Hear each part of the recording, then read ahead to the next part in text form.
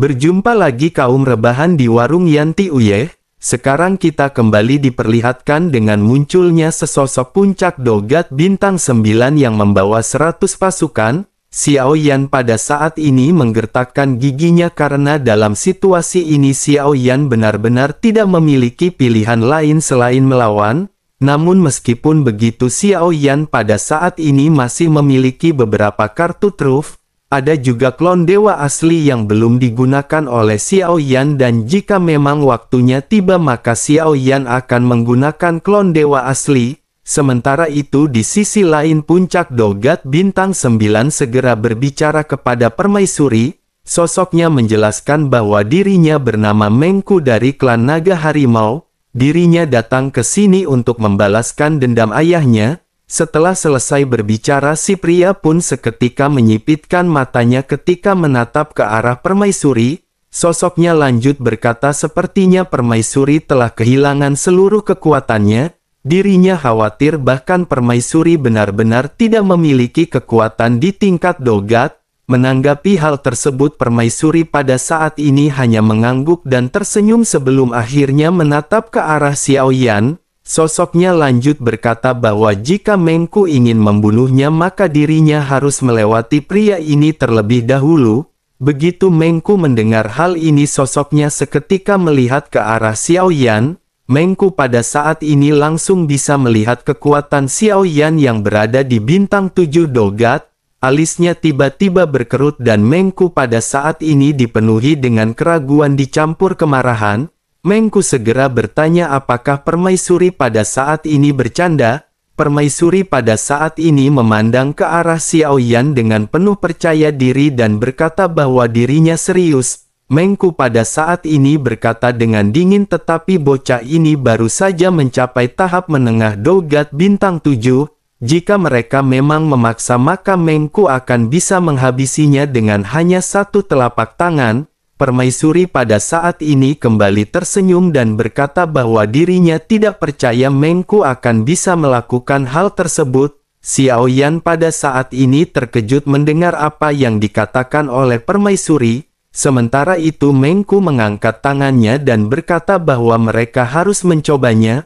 Origin Qi yang agung pada saat ini segera memancar di belakang Mengku dan sosoknya seketika melesatkan telapak tangan ke arah Xiao Yan. Xiao Yan pun seketika menyipit melihat serangan yang dilesatkan oleh Mengku. Meskipun tubuh fisik dan fondasi origin Qi Xiao Yan telah meningkat pesat hal ini benar-benar masih di luar kemampuan Xiao Yan untuk menghadapi kekuatan dogat puncak bintang 9. Xiao Yan pun menggertakkan giginya tetapi Xiao Yan pada saat ini tidak ingin menggunakan klon dewa asli.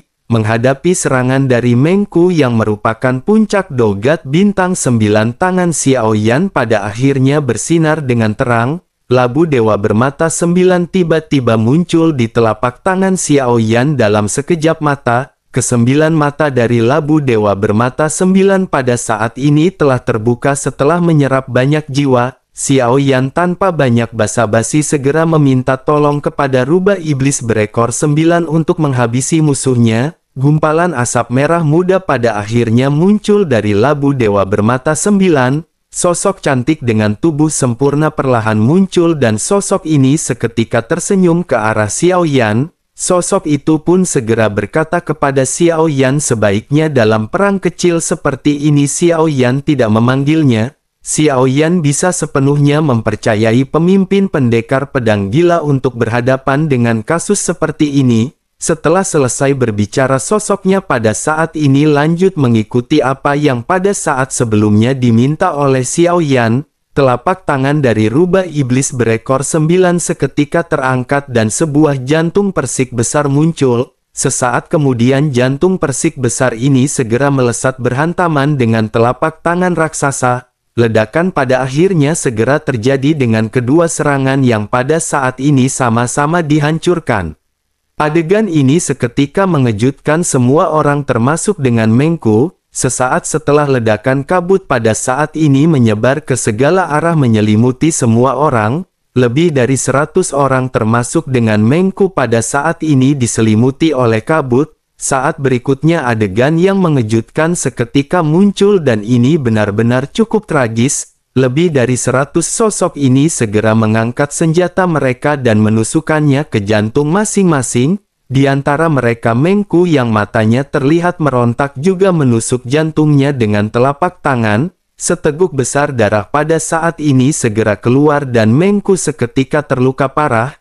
Ratusan sosok juga memuntahkan darah berjamaah dan mata mereka dipenuhi dengan warna merah jambu. Pikiran mereka semuanya sepertinya benar-benar telah dikendalikan oleh rubah berekor 9. Sementara itu Mengku yang berada di puncak Dogat Bintang 9 pada saat ini menggigit ujung lidahnya dan bahkan membakar umur panjangnya.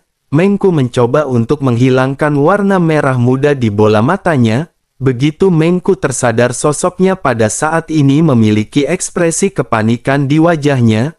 Reaksi pertama Mengku pada saat ini segera melesat mundur dan mencoba untuk melarikan diri. Rubah iblis berekor 9 juga pada saat ini mengetahui hal tersebut dan tentu saja dirinya tidak akan memberikan kesempatan bagi Mengku untuk pergi. Sosoknya yang anggun dan menawan segera membuat gerakan seolah-olah membuat busur panah. Setelah busur panah terbentuk, anak panah juga pada saat ini muncul sebelum akhirnya dilesatkan ke arah Mengku. Anak panah yang dilesatkan ini memiliki kecepatan yang sangat cepat. Mengku berusaha untuk menghindar tetapi anak panah ini benar-benar langsung tenggelam ke dalam tubuh Mengku dalam sekejap mata. Mengku menjerit nyaring dan seluruh tubuh Mengku seketika mengembang dengan cepat. Cahaya merah jambu juga pada saat ini melonjak semakin melimpah bersamaan dengan tubuh Mengku yang semakin membesar. Pada akhirnya tubuh Mengku seketika meledak dengan keras. Segera setelah itu lebih dari 100 orang juga pada saat ini dimusnahkan oleh rubah iblis berekor 9. Telah menunaikan tugasnya rubah iblis berekor 9 pada saat ini segera mendatangi Xiao Yan. Senyum menawan dan mata genitnya pada saat ini seketika diarahkan menuju ke arah Xiao Yan. Sosoknya lanjut berkata bahwa orang-orang itu telah terbunuh. Jika begitu permasalahannya maka Mei ini yang pada saat ini akan segera pergi. Lain kali adik kecil harus mengingat untuk jangan terlalu sering memanggil Mei ini yang. Jika tidak maka dirinya tidak akan lagi pergi membantu adik kecil. Begitu selesai berbicara sosoknya berubah menjadi kabut berwarna merah muda dan kembali ke labu dewa bermata 9. Xiao Yan pada saat ini hanya bisa terdiam dan Xiao Yan bergidik tanpa sadar melihat pembantaian yang baru saja dilakukan oleh rubah iblis berekor 9. Permaisuri juga pada saat ini tidak bisa tidak mengagumi serangan tersebut. Sosoknya bergumam bahwa sosok ini benar-benar memiliki pesona yang sangat kuat. Xiao Yan hanya tersenyum sebelum akhirnya segera menghirup jiwa-jiwa yang belum menyebar ke dalam labu dewa bermata 9. Mengku yang pada saat sebelumnya sombong pada saat ini benar-benar telah mati secara misterius. Mengku mungkin tidak pernah berpikir bahwa dirinya akan mati dengan cara seperti ini. Sementara itu permaisuri pada saat ini memandang ke arah Xiao Yan dan bergumam bahwa dirinya benar-benar memiliki banyak trik sederhana. Sementara itu Xiao Yan pada saat ini masih melesat mengumpulkan cincin penyimpanan yang mengambang. Sungguh sangat disayangkan sebagian besar cincin penyimpanan telah diledakkan dan hanya ada belasan yang masih utuh. Setelah menyelesaikan semuanya Xiao Yan pada akhirnya menghampiri permaisuri dan tersenyum masam. Xiao Yan lanjut berkata, bukankah sparring partner ini benar-benar agak terlalu kuat? Permaisuri pada saat ini masih tersenyum dan berkata bahwa Xiao Yan bisa mengendalikan semua ini. Namun meskipun begitu sesungguhnya permaisuri juga tidak menyangka bahwa mereka akan dengan ramah mengunjunginya tepat setelah dirinya terbangun. Xiao Yan pada saat ini mengerutkan kening dan berkata apakah dengan cara seperti ini mereka benar-benar mengunjungi permaisuri? Jelas ini merupakan upaya putus asa untuk membunuh permaisuri. Permaisuri pada saat ini hanya tersenyum sementara Xiao Yan terdiam dan tidak menyadari apa yang dimaksud oleh permaisuri. Sesaat kemudian permaisuri pada saat ini segera lanjut berkata bahwa Xiao Yan benar-benar memiliki banyak cara. Dengan begitu maka permaisuri pada saat ini tidak perlu lagi khawatir kepada Xiao Yan, namun jika mereka tetap di Bintang Xiao akan ada semakin banyak teman yang datang berkunjung. Bagaimana jika pada saat ini mereka berjalan-jalan ke tempat lain? Dirinya tahu banyak planet yang sangat indah dan biarkan dirinya mengajak Xiao Yan melihatnya. Xiao Yan pada saat ini sedikit tersenyum mendengar apa yang dikatakan oleh permaisuri sebelum akhirnya mengangguk perlahan. Xiao Yan pun lanjut berkata bahwa Xiao Yan akan mematuhi semua pengaturan permaisuri. Mendengar hal tersebut permaisuri segera berkata bahwa gelar permaisuri ini terlalu berlebihan. Seperti sebelumnya saja panggil dirinya dengan sebutan Yuaner.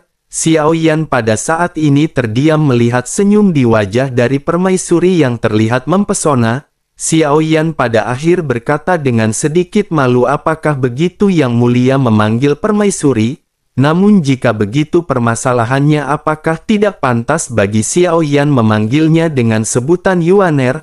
Menanggapi hal tersebut permaisuri memandang Karahan dengan serius dan bertanya apakah Xiao Yan dan Gu Zongsheng berbeda? Permaisuri pada saat ini memandang ke arah Xiao Yan dengan tatapan yang tidak bisa terlepas. Sepertinya di matanya tidak ada perbedaan antara yang mulia dan pada saat ini, yang dilihat oleh permaisuri ini bukanlah penampilan Xiao Yan melainkan hati dan jiwa Xiao Yan. Sementara itu Xiao Yan yang ditatap oleh permaisuri pada saat ini hanya bisa terdiam dan sedikit merenung. Xiao Yan sesungguhnya masih memiliki penolakan terhadap gelar ini karena terlalu intim, namun Xiao Yan tidak bisa menolak permintaan dari permaisuri. Xiao Yan pada saat ini lanjut berkata jika begitu permasalahannya maka Xiao Yan akan pergi bersama dengan Yuaner. Xiao Yan pada saat sebelumnya merenungkan perbincangan di antara permaisuri dan kelinci Bingyun.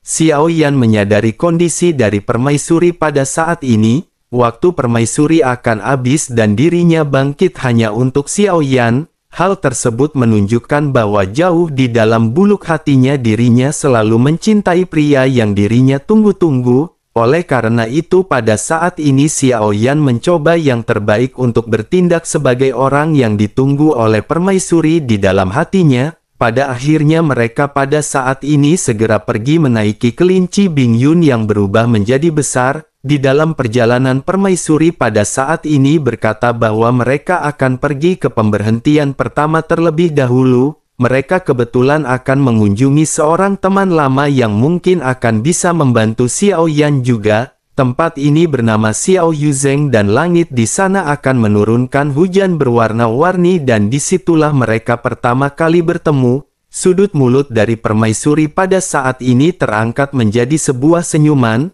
Sepertinya dirinya pada saat ini mengingat kembali kenangan indah saat pertama kali dirinya bertemu dengan Yang Mulia. Namun bersamaan dengan hal tersebut pada saat ini Xiao Yan merasakan adanya sesuatu. Xiao Yan bergumam sepertinya seseorang mengejar mereka di belakang. Jika dilihat dari auranya mereka semua sepertinya berada di tingkat dogat. Terus dikejar seperti ini bukanlah sebuah pilihan yang baik dan sepertinya mereka harus memelankan kecepatannya sedikit. Mereka harus menunggu dan Xiao Yan akan menghabisi mereka semua. Mendengar hal tersebut permaisuri pun menepuk Bingyun untuk memperlambat kecepatannya. Pada akhirnya sesaat kemudian sosok Xiao Yan seketika langsung tergantung di kehampaan menatap beberapa sosok yang mendekat. Begitu semua orang sampai Xiao Yan pada saat ini segera menyipitkan matanya. Xiao Yan pada saat ini segera berkata bahwa dirinya ingin memberikan kesempatan mereka untuk memilih. Mereka bebas memilih apakah mereka pada saat ini akan pergi atau tinggal. Menanggapi hal tersebut salah seorang di antara mereka segera berkata hanya tahap menengah dogat bintang 7 saja benar-benar berkata dengan arogan. Mendengar apa yang dikatakan oleh sosok tersebut Xiao Yan pada saat ini benar-benar tidak ingin lagi banyak berbasa-basi. Xiao Yan segera mengambil langkah maju dan mengeluarkan pedang berat misterius di belakangnya. Begitu 10 api iblis absolut ditambahkan ke dalam tubuh Xiao Yan. Origin Qi Xiao Yan pada saat ini melebihi 100 juta dalam sekejap. Dalam kehampaan yang gelap, sosok Xiao Yan pada saat ini benar-benar tampak seperti terik matahari yang menyala-nyala. Xiao Yan tidak banyak basa-basi dan origin Qi yang agung pada saat ini berubah menjadi api yang mengerikan. Api dan guntur seketika mengalir ke pedang berat misterius dan pada saat yang sama Xiao Yan pada saat ini segera mengeluarkan teknik pedang berat pelahap api dan guntur. Lautan api dan guntur yang mengerikan pada akhirnya segera meraung menuju ke arah sosok-sosok tersebut. Pada saat yang sama Xiao Yan juga terbang dengan lautan api yang membumbung ke langit. Lingkaran cahaya beredar dengan cepat di mata Xiao Yan dan dalam kehampaan yang gelap ini cahaya Bai Yan benar-benar bersinar membuat area di sekitar ketika terang.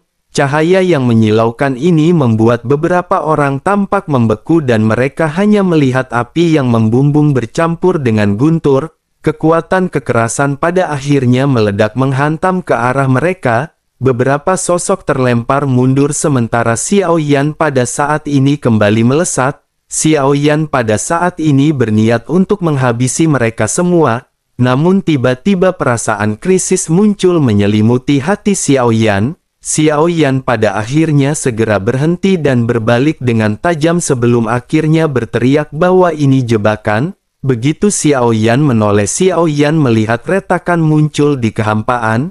Kekuatan hisap yang kuat juga datang dari tempat tersebut. Kekuatan hisap ini hendak menarik sosok permaisuri yang berada di atas kelinci Bing Yun. Kelinci Bing Yun juga pada saat ini mulai lambat dan bahkan bergerak mundur. Daya hisap yang besar benar-benar menarik masuk mereka dengan kecepatan yang cukup cepat. Mata Xiao Yan juga pada saat ini menyipit ketika melihat adegan ini dan bergumam bahwa retakan seperti ini sepertinya hal tersebut hanya mampu dilakukan oleh makhluk tingkat keabadian. Sementara itu sosok-sosok yang pada saat sebelumnya terlempar pada saat ini segera berteriak memerintahkan untuk menghentikan Xiao Yan. Pemimpin mereka juga lanjut berkata bahwa leluhur Kang Sun akan segera berhasil. Banyak sosok pada akhirnya segera kembali melesat menuju ke arah Xiao Yan. Sementara itu Xiao Yan perlahan berbalik dan melihat sosok-sosok yang pada saat ini memiliki niat membunuh yang melonjak.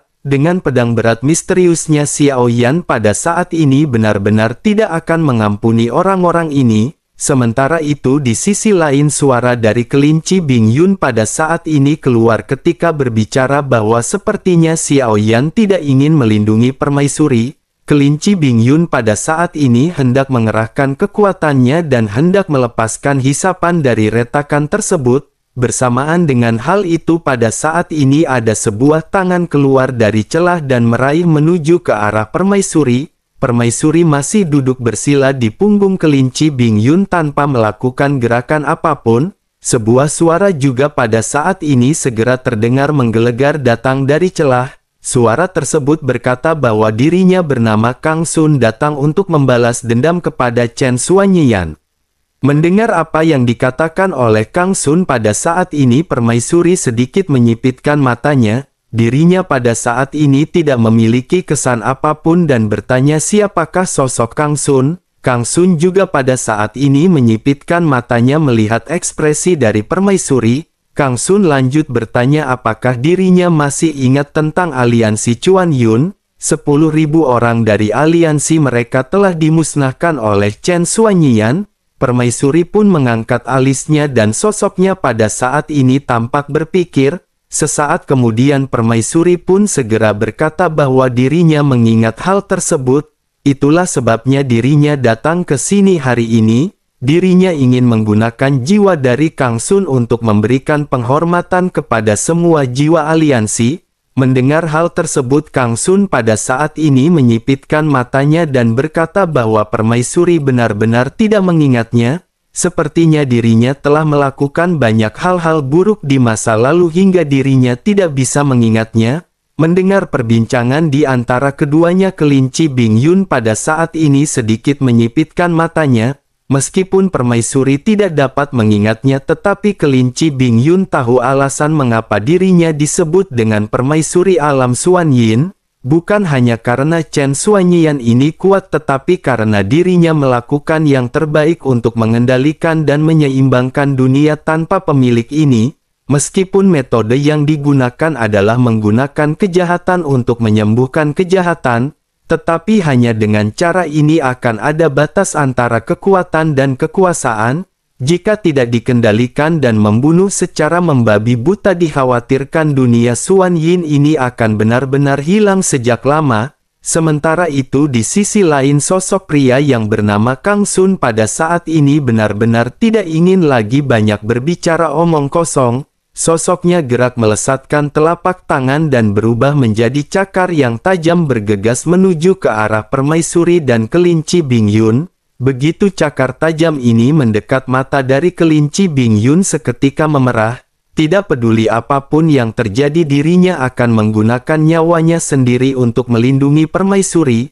Dirinya tidak lagi mengharapkan Xiao Yan yang pada saat ini tampak tidak ingin menyelamatkan permaisuri. Kelinci Bing Yun pun menyipitkan matanya ketika menatap ke arah serangan yang benar-benar telah mendekat. Begitu dirinya hendak mengambil tindakan, tiba-tiba angin kencang menderu dan bayangan hitam seketika melesat. Bayangan hitam ini seketika bertabrakan langsung dengan lesatan telapak tangan dari Kang Sun. Suara keras seketika menyebar setelah ledakan terjadi. Adegan ini membuat kelinci Bing Yun sedikit terguncang dan menoleh untuk melihat ke sisi yang jauh. Sosoknya pada saat ini terkejut melihat sesosok yang bukan Xiao Yan yang berdiri berhadapan dengan telapak tangan sebelumnya. Terlebih lagi kelinci Bing Yun bisa merasakan adanya aura kekuatan keabadian dari sosok tersebut. Sosoknya tanpa sadar bergumam bahwa dirinya tidak menyangka akan ada makhluk tingkat keabadian yang datang untuk membantu. Namun dirinya tidak memiliki ingatan tentang siapakah orang ini. Bisakah permaisuri pada saat ini mengenali sosok yang datang membantu mereka? Permaisuri juga pada saat ini menggelengkan kepalanya dan berkata bahwa dirinya juga tidak kenal. Permaisuri pada akhirnya segera bertanya siapakah sosok tersebut.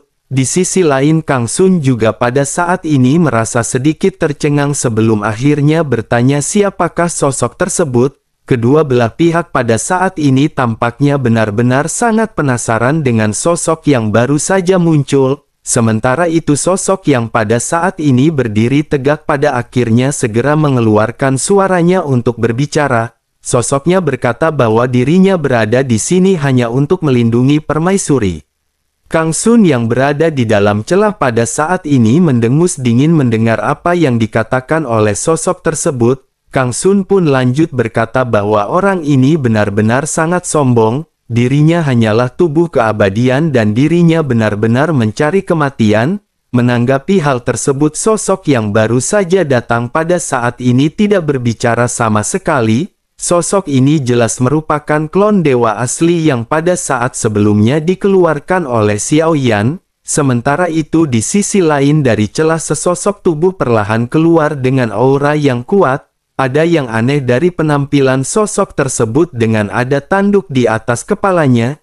Jelas dirinya bukanlah ras manusia. Sosoknya pada saat ini menatap tajam ke arah klon dewa asli dan ketika dirinya hendak berbicara klon dewa asli pada saat ini segera melesat dengan keras bergegas ke arah sosok tersebut. Xiao Yan pada saat ini mengendalikan klon dewa asli dan secara langsung berhadapan dengan sosok bernama Kang Sun. Mata Kang Sun tiba-tiba madat dan sosoknya pada saat ini segera melonjakkan aura yang kuat. Tubuhnya dipenuhi dengan aura iblis dan sisik tumbuh seketika di tubuhnya. Merasakan energi dan darah yang kuat dari klon dewa asli sosoknya pada saat ini berhati-hati. Lengannya pada saat ini melebar dengan cepat dan seluruh tubuhnya berubah menjadi tubuh binatang. Dirinya juga pada saat ini meledakkan kekuatan fisik yang kuat. Namun jika dibandingkan dengan energi dan darah klon dewa asli masih ada celah besar di antara keduanya. Kang Sun pada akhirnya segera mengeluarkan sepasang armor tinju berwarna gelap. Sosoknya pada saat ini menutup tinju di pinggangnya dan segera berhantaman dengan klon dewa asli. Ledakan seketika terjadi dengan kedua tinju yang pada saat ini saling bertemu. Kedua belah pihak bertabrakan secara tiba-tiba dan hantaman kuat tiba-tiba melonjak. Kehampaan sedikit terdistorsi dan tubuh keduanya pada saat ini tiba-tiba berhenti. Namun saat berikutnya sosok Kang Sun terkejut sebelum akhirnya terlempar mundur. Seteguk besar darah segera keluar dari mulut Kang Sun. Bersamaan dengan klon dewa asli yang kembali melesat, Kang Sun segera menstabilkan tubuhnya dipenuhi dengan keterkejutan. Keduanya pada akhirnya kembali terlibat dalam konfrontasi dengan banyak ledakan yang seketika terjadi.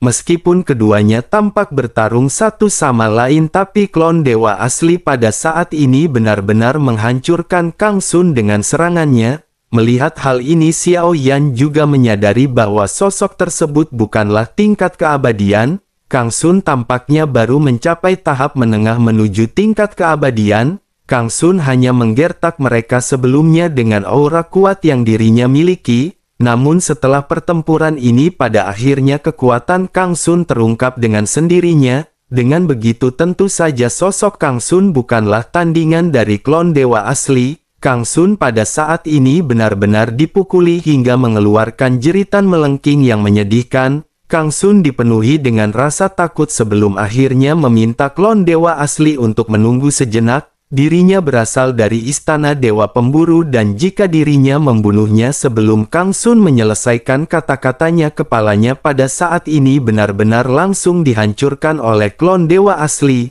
Xiao Yan di kejauhan juga pada saat ini bergumam jika dirinya tidak cukup kuat maka dirinya tidak boleh banyak berbicara. Setelah selesai berbicara, Xiao Yan segera menembakkan gumpalan api yang langsung menutupi tubuh Kang Sun. Bagaimanapun juga Kang Sun merupakan setengah langkah menuju tingkat keabadian, oleh karena itu masih membutuhkan waktu untuk membakar tubuh Kang Sun menjadi abu. Terlebih lagi kecepatan pemulihan yang mengerikan juga pada saat ini benar-benar dapat terlihat di tubuh Kang Sun. Pada akhirnya klon dewa asli pada saat ini kembali bergegas menuju ke arah Kang Sun dan menghancurkan tubuh Kang Sun.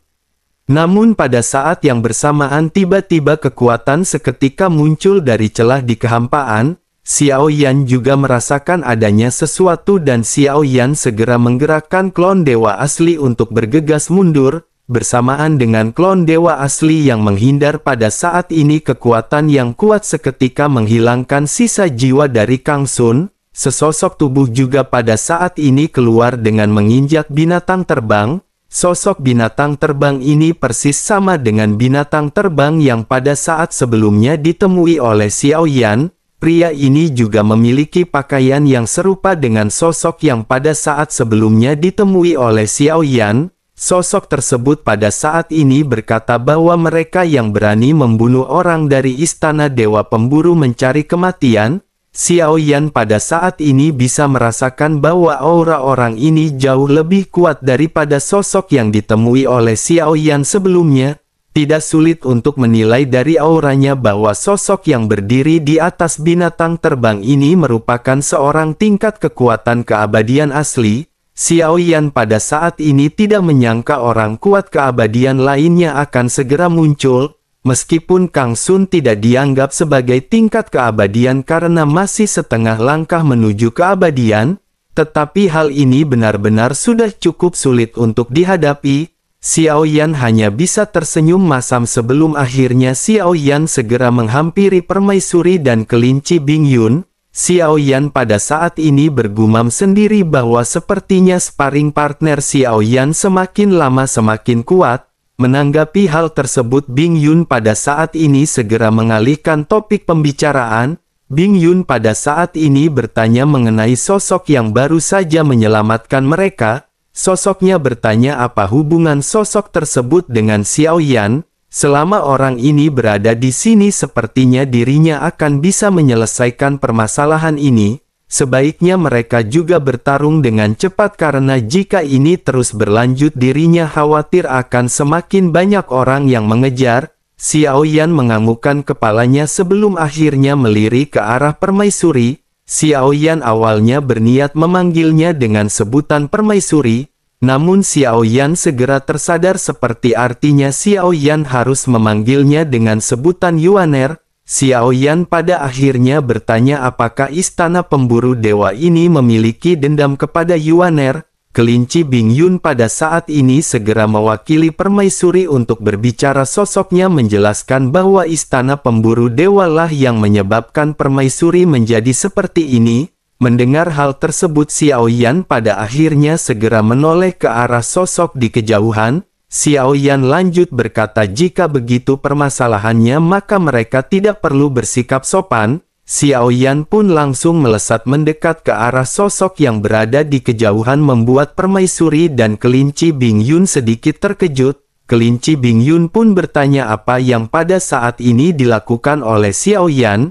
Dalam pertarungan antar makhluk tingkat keabadian, jika Xiaoyan berani mendekat maka Xiaoyan akan mati. Sementara itu permaisuri pada saat ini tidak berbicara dan hanya terdiam. Matanya yang indah selalu tertuju kepada Xiaoyan hampir sepanjang waktu. Dirinya juga pada saat ini benar-benar tidak tahu apa yang akan dilakukan oleh Xiaoyan. Sementara itu sosok Xiaoyan pada saat ini sudah berada di samping klon dewa asli. Xiaoyan pada saat ini segera berkata bahwa dirinya akan segera menghabisi orang ini. Sementara itu sosok yang berada di tingkat keabadian pada saat ini menatap ke arah Xiaoyan dan sedikit menyipitkan matanya. Sosoknya pada saat ini lanjut berkata bahwa orang lemah tidak diizinkan berbicara di tempat ini. Mendengar hal tersebut, Xiaoyan pada akhirnya sedikit tersenyum sebelum akhirnya klon dewa asli dan Xiaoyan seketika bergabung. Keduanya bergabung menjadi satu sosok yang sama dan hal ini mengejutkan kelinci Bingyun dan permaisuri. Permaisuri pada akhirnya bergumam, mungkinkah Dogat bintang 7 hanyalah tiruannya, sementara sosok dengan kekuatan fisik tingkat keabadian ini adalah tubuh sebenarnya. Di sisi lain Xiaoyan pada saat ini kembali mengangkat matanya dan menatap dengan tajam ke arah sosok tingkat keabadian. Xiaoyan pada akhirnya lanjut bertanya apakah sekarang dirinya boleh berbicara. Sosok itu pun tersenyum dan berkata bahwa itu hanyalah teknik rahasia. Di matanya kekuatan seperti itu benar-benar tidak akan dapat bersaing.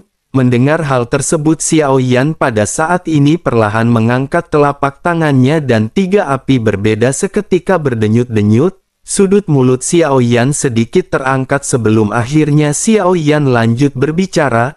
Xiaoyan pada saat ini sedikit meledek dengan berkata bahwa Xiaoyan berharap dirinya akan lebih kuat daripada kata-katanya sebelumnya. Setelah itu api di tubuh Xiaoyan pun meledak dalam sekejap dan 3 warna api pada saat ini melonjak.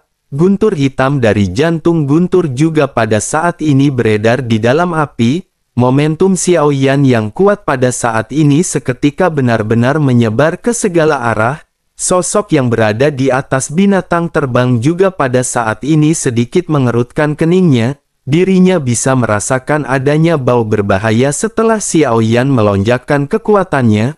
Sosoknya pada akhirnya segera berbicara dengan sedikit sopan ketika memperkenalkan diri. Sosoknya berkata bahwa dirinya bernama Feng Tuo yang berasal dari istana pemburu dewa. Xiaoyan pada saat ini sedikit merasa aneh melihat sosok tersebut yang memperkenalkan diri. Namun Xiaoyan cukup menghargai hal tersebut dan segera memperkenalkan dirinya. Xiaoyan berkata bahwa dirinya bernama Xiaoyan. Xiaoyan pada saat ini tentu saja tidak perlu memberitahu Feng Tuo bahwa Xiaoyan berasal dari dunia sensi. Sementara itu Feng Tuo pada saat ini sedikit mengerutkan kening karena dirinya merasa sangat asing dengan nama Xiaoyan. Dirinya belum pernah mendengar adanya nama sesosok di tingkat keabadian yang memiliki nama Xiaoyan. Oleh karena itu Feng Tuo pada saat ini tidak terlalu takut kepada sosok Xiaoyan. Tetapi meskipun begitu Feng Tuo pada saat ini sama sekali tidak ingin mengambil resiko di dalam pertempuran. Feng Tuo pada akhirnya tiba-tiba memandang ke arah permaisuri dan berbicara perlahan. Sosoknya berkata bahwa hari ini mereka akan membiarkan permasalahan ini berlalu dan membiarkan permaisuri pergi.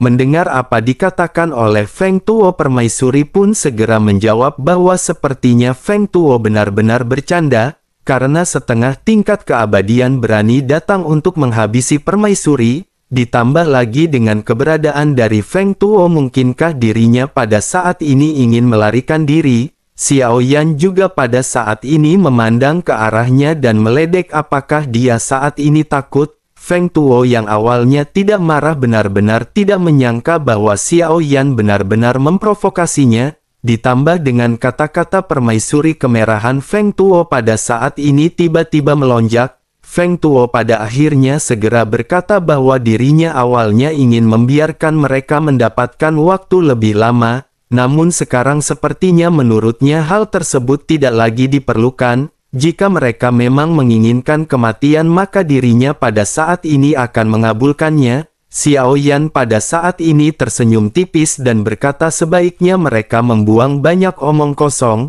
Begitu selesai berbicara, sosok Xiao Yan pun mengambil langkah maju dengan cukup cepat. Seluruh tubuhnya terbungkus dengan api di dalam kehampaan yang gelap. Sosok Xiao Yan seperti meteor yang terbakar ketika langsung melesat menuju ke arah Feng Tuo. Feng Tuo juga pada saat ini tidak mau kalah dan sosoknya segera melonjakkan aura yang sangat kuat. Cahaya keemasan yang bersinar di tubuhnya pada saat ini melonjak. Fluktuasi aura yang tidak diketahui seberapa kuatnya juga pada saat ini seketika menyebar. Kedua belah pihak pada akhirnya sama-sama mengeluarkan kekuatan fisiknya ketika saling bertemu. Ledakan seketika terjadi ketika dua tinjuk saling bersentuhan.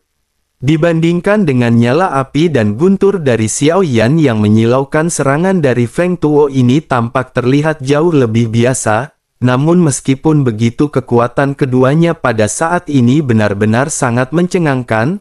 Kedua sosok pada akhirnya segera terlempar pada saat yang bersamaan. Selanjutnya keduanya memulai kembali pertukaran dengan gila-gilaan. Suara tinju yang bertabrakan bergema di kehampaan dan Xiao Yan secara kasar pada saat ini bisa memperkirakan kekuatan dari Feng Tuo. Xiao Yan bisa merasakan bahwa Feng Tuo setidaknya pada saat ini merupakan langkah pertama tingkat keabadian. Menyadari hal tersebut, Xiao Yan pada saat ini menyadari bahwa klon dewa asli benar-benar tidak cukup kuat untuk berhadapan dengan Feng Tuo. Dengan menggabungkan kekuatan Xiao Yan dan klon dewa asli, kekuatan mereka bahkan benar-benar tidak dapat mencapai langkah pertama tingkat keabadian. Namun meskipun begitu, kekuatan fisik dari klon dewa asli ini benar-benar tidak bisa untuk diremehkan. Memikirkan kesenjangan origin Qi di antara keduanya, Xiao Yan pada akhirnya memutuskan untuk memanfaatkan kekuatan fisik dari klon dewa asli. Namun di dalam pertempuran fisik ini tentu saja Xiao Yan harus terus mendekat dan menempel ke arah Feng Tuo. Xiao Yan harus terus-menerus terlibat dalam pertarungan jarak dekat. Dalam pertempuran ini hampir seluruh origin Qi Xiao Yan digunakan untuk meningkatkan kecepatan Xiao Yan. Tidak peduli bagaimana Feng Tuo mencoba menjauhkan diri, sosok Xiao Yan selalu tidak memberinya kesempatan untuk menjauh. Feng Tuo juga sangat terkejut karena sosoknya terus-menerus terjerat dalam jarak yang cukup dekat oleh Xiao Yan. Feng Tuo pun segera berkata bahwa dirinya tidak menyangka Xiao Yan dan akan begitu cepat. Sesaat kemudian cahaya keemasan pada saat ini melintas di mata Feng Tuo dan segera dua sinar cahaya melonjak. Cahaya keemasan ini benar-benar seperti ujung pedang yang lancip dan langsung menembus ke arah kepala Xiao Yan. Namun dengan kecepatan yang dimilikinya pada saat ini, Xiao Yan berhasil menghindari serangan tersebut. Xiao Yan juga pada saat ini mengeluarkan tinju yang dipenuhi dengan api dan guntur. Xiao Yan terus-menerus menggempur Feng Tuo dengan kekuatan fisik klon dewa asli. Sementara itu Feng Tuo pada saat ini hanya bisa menggunakan perisai yang dibentuk dari cahaya keemasan. Dihadapkan dengan tinju kuat dari Xiao Yan, perisai ini benar-benar tidak bisa bertahan. Ada banyak ledakan yang terjadi sebelum akhirnya tinju Xiao Yan menghantam Feng Tuo secara langsung. Feng Tuo pada akhirnya merasakan adanya kekuatan tirani yang tersebar dari tubuh keabadian milik Xiao Yan. Ekspresinya seketika berubah drastis dan sosoknya berubah menjadi bayangan untuk menghindari serangan Xiao Yan. Pada saat yang bersamaan pedang emas juga seketika muncul di lengan dari Feng Tuo. Sosoknya melemparkan pedang tersebut dan dalam sekejap mata pedang emas ini memancarkan energi yang kuat sebelum akhirnya terkondensasi menjadi 10.000 pedang emas. Hujan pedang emas pada saat ini muncul di kehampaan dan langsung melesat menuju ke arah Xiao Yan. Menghadapi hujan pedang yang dahsyat, Xiao Yan pada saat ini sama sekali tidak bergeming. Sebaliknya Xiao Yan menghadap ke depan dan Xiao Yan pada saat ini mengayunkan tinjunya dengan keras. Xiao Yan langsung meledakkan semua pedang emas yang terbang menjadi abu. Feng Tuo pada saat ini sedikit mengerutkan keningnya sebelum akhirnya sosoknya melesat seperti kilat. Feng Tuo masih berusaha untuk menjauhkan dirinya dari Xiao Yan. Feng Tuo juga lanjut mengeluarkan beberapa teknik untuk berhadapan dengan Xiao Yan. Feng Tuo berteriak ketika mengeluarkan teknik 18 pedang dewa. Cahaya keemasan kembali melonjak membentuk 18 pedang yang jauh lebih kuat daripada serangan sebelumnya. Ke-18 pedang ini segera dilesatkan kepada Xiao Yan tanpa banyak penundaan. Matanya terlihat serius dan Feng Tuo memiliki keyakinan mutlak pada 18 pedang miliknya. Begitu dilesatkan ke arah Xiao Yan, pada akhirnya banyak benturan seketika terjadi dan suara teredam terus-menerus bergema. Xiao Yan masih terus-menerus mengayunkan tinjunya untuk berhadapan dengan 18 cahaya pedang. Namun pada akhirnya semua cahaya pedang ini benar-benar dihancurkan di bawah tinju Xiao Yan. Mata Feng Tuo tiba-tiba menyusut dan sosoknya tanpa sadar bertanya bagaimana mungkin ini bisa terjadi. Feng Tuo pada akhirnya kembali mengeluarkan teknik yang lain. Tekniknya semakin kuat, tetapi meskipun begitu teknik-teknik ini masih bisa dihancurkan oleh tinju dari Xiao Yan. Sementara itu di sisi lain, setelah terus-menerus berhadapan dengan Feng Tuo, Xiao Yan pada saat ini segera membentuk teratai api. Teratai api ini dilesatkan menuju ke arah serangan terakhir dari Feng Tuo. Fluktuasi kekuatan destruktif pada saat ini memancar sebelum akhirnya teratai api segera bertemu dengan serangan dari Feng Tuo. Ledakan yang sangat besar pada saat ini seketika terjadi dengan kekuatan yang dipenuhi dengan energi kekerasan yang menyebar. Setelah benturan sama-sama memakan satu sama lain, Feng Tuo pada saat ini menggertakkan giginya. Sosoknya kembali mengeluarkan teknik terkuat miliknya dan tanpa banyak penundaan lagi langsung dilesatkan kembali ke arah Xiao Yan. Cahaya keemasan yang jauh lebih kuat pada saat ini benar-benar langsung dilesatkan ke arah Xiao Yan. Tubuh Xiao Yan juga pada saat ini tenggelam dalam cahaya keemasan. Feng Tuo pada saat ini sedikit senyum dan benar-benar yakin Xiao Yan kali ini akan mati. Namun apa yang diharapkan oleh Feng Tuo pada saat ini benar-benar tidak terjadi karena serangannya langsung dihancurkan. Sosok Xiao Yan juga pada saat ini dengan cepat segera melesat ke arah Feng Tuo yang hanya bisa terdiam. Dalam sekejap mata pada akhirnya tinju Xiao Yan benar-benar langsung mengenai wajah Feng Tuo. Ledakan seketika terjadi dengan suara teredam yang bersumber dari wajah Feng Tuo. Wajahnya terlihat penyok dengan gigi yang tak terhitung jumlahnya yang patah. Tubuhnya juga terlempar mundur dan kesadarannya pada saat ini terguncang. Sebelum dirinya sempat bangun, kekuatan besar pada saat ini segera datang kembali ke arah dadanya. Tinju keras Xiao Yan pada saat ini mengakibatkan Feng Tuo mengeluarkan seteguk besar darah. Feng Tuo pada akhirnya berusaha untuk menstabilkan sosoknya. Namun bersamaan dengan hal tersebut, Feng Tuo yang baru saja mengembalikan kesadarannya pada saat ini kembali dalam keadaan pingsan. Feng Tuo benar-benar kehilangan jiwa dan raganya setelah terkena serangan Yao Beng oleh Xiao Yan. Dalam sekejap mata ketika dirinya tersadar kembali, sebagian besar tulang di tubuhnya pada saat ini telah patah. Feng Tuo pada akhirnya menggigit ujung lidahnya dan bahkan membakar umur panjangnya tanpa ragu-ragu. Feng Tuo pada saat ini meninjuk dengan kuat untuk menahan tinjuk yang dilesatkan oleh Xiao Yan terus-menerus. Suara benturan lainnya pada akhirnya terdengar, tetapi sesaat berikutnya suara retakan patah tulang pada saat ini terdengar dengan sosok Feng Tuo yang kembali melesat mundur. Kelima jarinya pada saat ini benar-benar patah setelah berhadapan dengan tinju keras dari Xiao Yan. Pukulannya ini sepertinya tidak mampu menghentikan serangan ganas dari Xiao Yan. Xiao Yan juga pada saat ini tampak benar-benar terlihat seperti seorang pembunuh.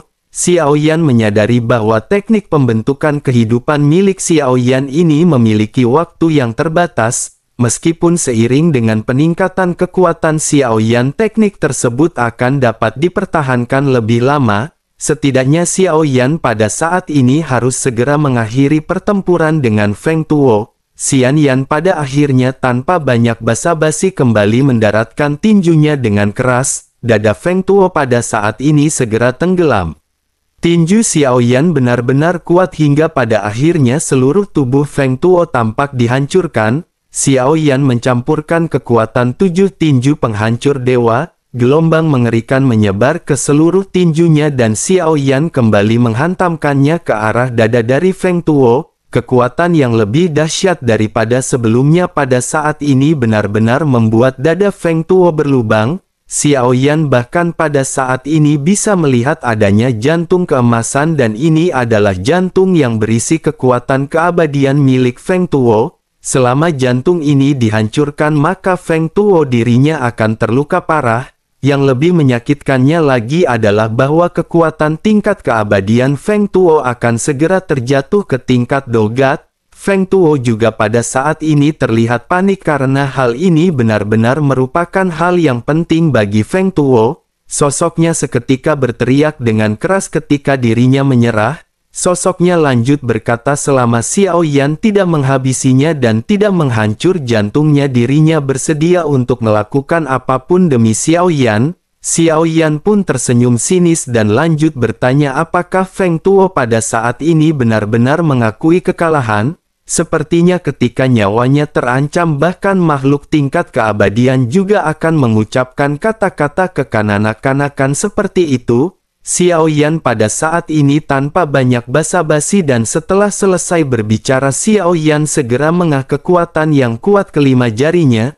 Xiao Yan dengan keras meremas jantung emas milik Feng Tuo. Jantung emas ini pun seketika benar-benar dihancurkan di tangan Xiao Yan. Feng Tuo yang tiba-tiba kehilangan jantung emasnya pada saat ini seketika mengeluarkan jeritan yang sangat menyedihkan. Sementara itu Xiao Yan pada saat ini menarik telapak tangannya dan menatap ke arah Feng Tuo dengan lubang besar di dadanya. Feng Tuo juga pada saat ini dengan cepat segera anjlok ke tingkat dogat. Tidak ada lagi ancaman di hadapan Xiao Yan sekarang dan Xiao Yan pada saat ini tidak perlu membunuhnya dengan terburu-buru. Terlebih lagi Xiao Yan juga akan bisa mendapatkan beberapa berita tentang istana pemburu dewa. Sementara itu Feng Tuo pada saat ini menjerit melengking dipenuhi dengan kesedihan setelah kehilangan semuanya. Feng Tuo hanya bisa berlutut di tanah merasakan jantungnya yang pada saat ini diperbaiki.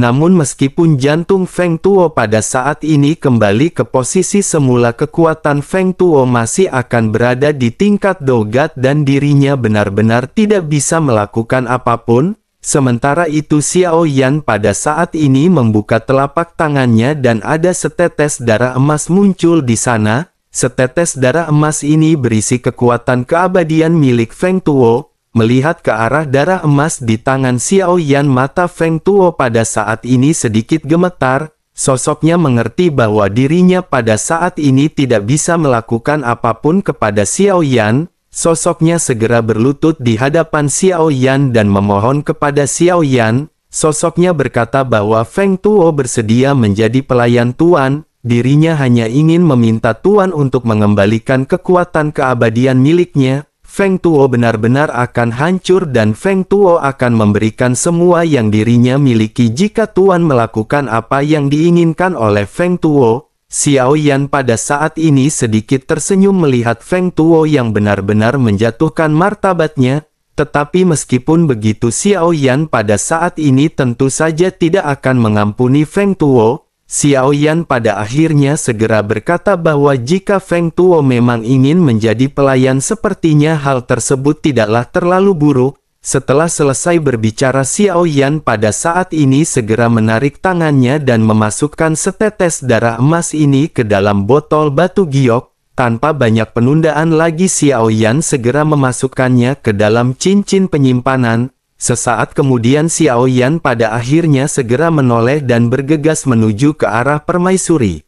Feng Tuo juga pada saat ini segera mengikuti Xiao Yan tanpa berdaya. Klon dewa asli juga pada saat yang bersamaan segera terpisah dari tubuh Xiao Yan. Xiao Yan pada saat ini memandang ke arah permaisuri dan tersenyum sebelum akhirnya mulai berbicara. Xiao Yan berkata bahwa Xiao Yan telah menangkap salah satu pengikut dari Istana Pemburu Dewa. Jika Yuaner ingin mengetahui sesuatu maka dirinya akan bisa nanyakan beberapa informasi kepadanya.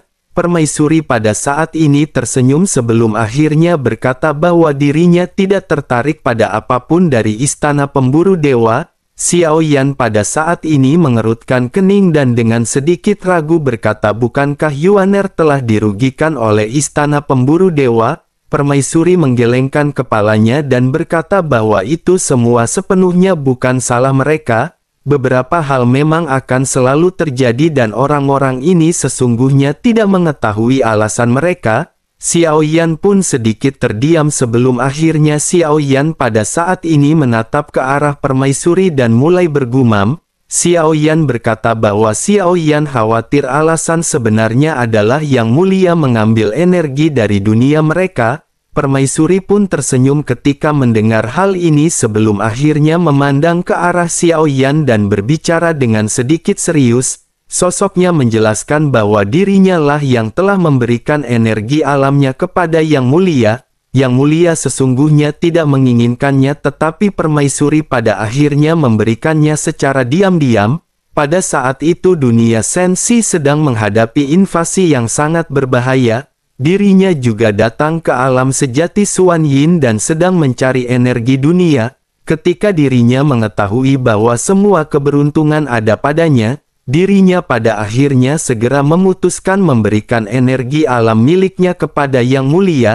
Xiao Yan pun menganggukkan kepalanya sebelum akhirnya Xiao Yan kembali berkata, apakah setelah Yang Mulia mengambil energi dunia tersebut dirinya pernah datang kembali ke alam sejati Xuan Yin? Permaisuri pada saat ini menggelengkan kepalanya dan dirinya berkata bahwa dirinya tidak tahu. Dirinya tertidur tidak lama setelah Yang Mulia pergi. Namun setelah dirinya terbangun dirinya menemukan bahwa energi dunia yang pada saat sebelumnya diberikan telah kembali kepadanya.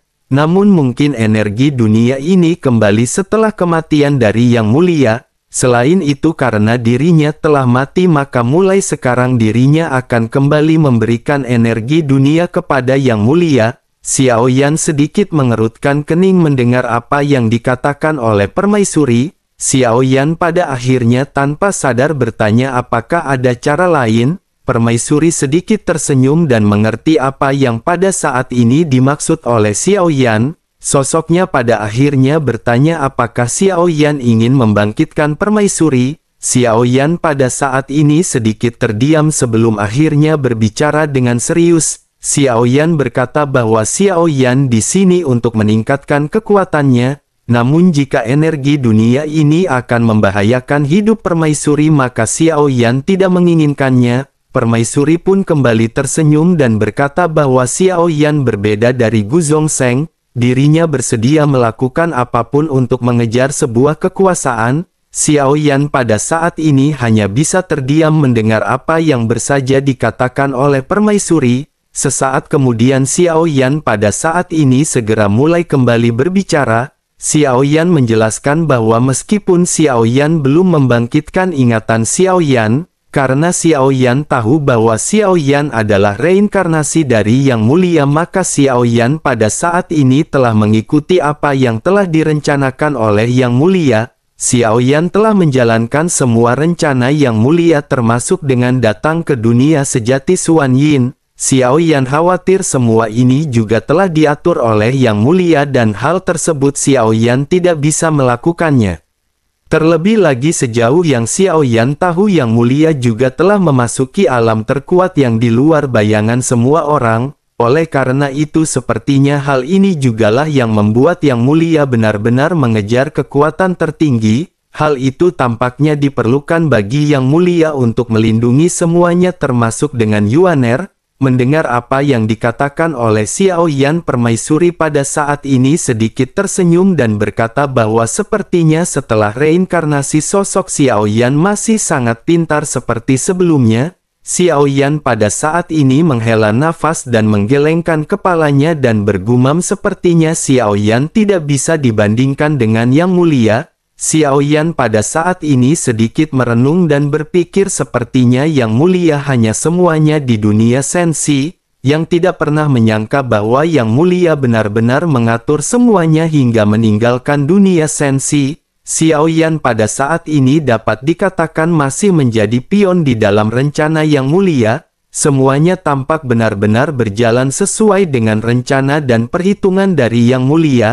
Sementara itu di sisi lain permaisuri pada saat ini sedikit tersenyum melihat Xiao Yan yang terdiam. Sesaat kemudian Yang Mulia Ratu pun berkata bahwa sesungguhnya masih banyak yang perlu mereka bahas, namun mereka harus meninggalkan tempat ini sesegera mungkin dan mereka akan melanjutkan perbincangan di perjalanan. Xiao Yan pun sedikit tersadar sebelum akhirnya Xiao Yan menganggukkan kepalanya. Pada akhirnya mereka segera kembali menaiki kelinci Bing Yun dan melesat pergi. Feng Tuo juga pada saat ini hanya bisa menghela nafas sebelum akhirnya mengikuti Xiao Yan pergi. Di dalam perjalanan mereka pada saat ini berbincang-bincang santai sebelum akhirnya permaisuri segera berbicara dengan sedikit serius. Sosoknya berkata bahwa dirinya ingin memberitahu yang mungkin Xiao Yan sudah mengetahuinya. Sesungguhnya Yang Mulia ingin melindungi lebih dari sekedar dunia sensi dan musuh yang akan Xiao Yan hadapi lebih besar daripada apa yang Xiao Yan pikirkan. Mendengar hal tersebut Xiao Yan juga pada saat ini menganggukkan kepalanya dan bertanya apakah yang dibicarakan oleh Yuaner adalah dunia Taiksu. Permaisuri pada saat ini sedikit mengerutkan kening dan bertanya apakah dunia Taiksu juga akan menyerang dunia sensi. Xiao Yan pada saat ini mengangguk serius mendengar pertanyaan dari permaisuri. Sesaat kemudian Xiao Yan berkata bahwa sejauh yang dirinya tahu dunia Taiksu akan menyerang sensi dalam ribuan tahun. Permaisuri pun menganggukkan kepalanya dan bertanya apakah Xiao Yan tahu ada berapa banyak dunia di sini. Xiao Yan pada saat ini sedikit terdiam karena Xiao Yan benar-benar tidak mengetahui maksud dari pertanyaan ini. Sementara itu permaisuri segera menjelaskan bahwa jumlah dunia ini tidak ada habisnya. Ketika ada kematian atau kehancuran maka di saat itu pula akan kelahiran kembali. Tetapi seseorang dapat mengontrol siapapun yang hidup atau siapapun yang mati di kehidupan ini. Di alam semesta Yuan ini ada 9 dunia yang mencerminkan satu sama lain. Mereka juga berbagi energi dari dunia yang sama. Mereka berbagi energi ini secara setara namun energi dunia ini akan selalu tetap seperti itu. Dengan begitu maka akan terjadi kemiringan hingga pada akhirnya 8 dari 9 dunia akan binasa dan hanya menyisakan satu di antara mereka. Itulah cikal bakal penyebab mengapa terjadinya invasi karena mereka butuh bertahan hidup. Setiap dunia memiliki pilihannya masing-masing tetapi karena mereka saling menjaga dan menyeimbangkan, invasi merupakan masalah pembunuhan yang sangat serius di dunia. Jika mereka memikirkan hal ini pasti ada sesuatu yang terjadi yang membuat Taiksu harus memilih menyerang dunia sensi. Mereka tampaknya benar-benar terpaksa melakukan hal tersebut untuk memperpanjang umur dunia mereka. Xiao Yan pada saat ini sedikit mengerutkan kening mendengar apa yang dikatakan oleh permaisuri. Ini merupakan info yang baru bagi Xiao Yan dan Xiao Yan pada saat ini memiliki ekspresi serius ketika mendengarkan penjelasan dari permaisuri sang juru parkir yang ada di warung Bude Yanti.